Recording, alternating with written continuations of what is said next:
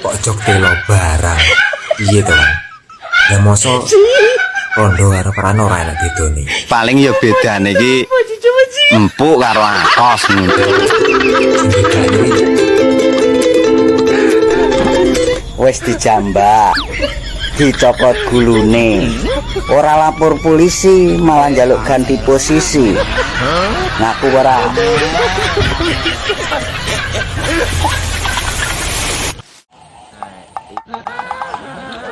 Lah anakmu ndi, Mbak? Anak ndok musigar ya anak. Wong kene rabi ya urung kok. Ya rapi karo aku ya. Mulai. Tak dudi ndokku. Kayak jelas. Cok. Ini parah. Kang, iki umpama ya, umpama sampean kon milih perawan apa rondono pilih endi? Arep perawan apa rondo wis panggah masuk. Lah kok kabeh masuke karepmu piye? Rasane padha lho asline ngono kuwi. Mendah padha lho, Kang, rasane. Lah, kok iso padha iki maksudmu piye? Ya ora beda kaya panganan iki panganan telo ngono kuwi ya.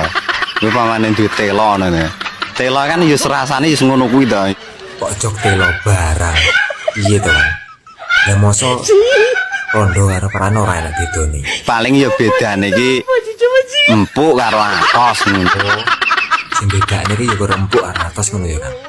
Emangnya tahu sampean ngrasakne? Tahu kok. Wis tahu to, Bang. Lah umpama empukno piye? Mau enake malah digowethuk malah enak. Apa nek saya ora mungkin to, Bang? Kok mbok padane karo telo iki piye iki?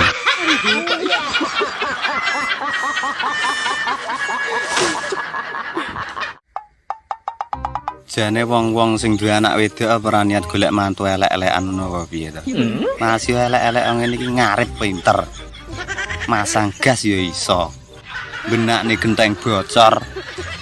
Ngedukne pasir ya iso, sembarang iso. Rondo-rondo rita ora apa-apa.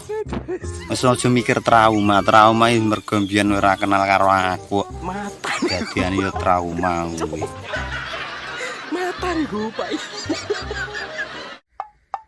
Saangel-angele barang ning donya iki ya sing tak temoni lho iki.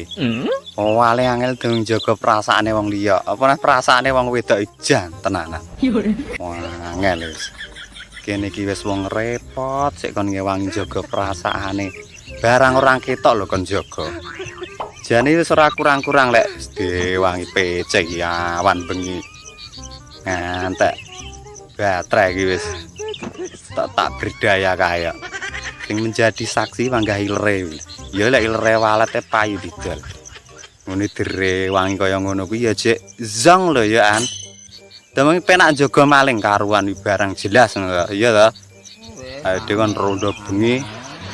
Jane kawasan iki ora aman malah jaga maling kuwi malah genah. Iki sing dijaga iki genah. Iki awake dhewe iki jaga maling keamanan. Lah iki atine wong piye lek jaga.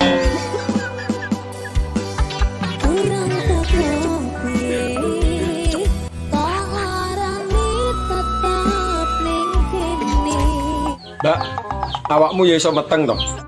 Mulai. Yo yo aku ki bolong. Tak kira buntu. Dan aku buntu mana mbok ceroti sampai 40 liter ya ora meteng-meteng. Oh, wes Ora percaya nek bolong. Aku loro-loro. Tak cocok. Mata nih gue. Sampai kurang asupan pentol ya kowe.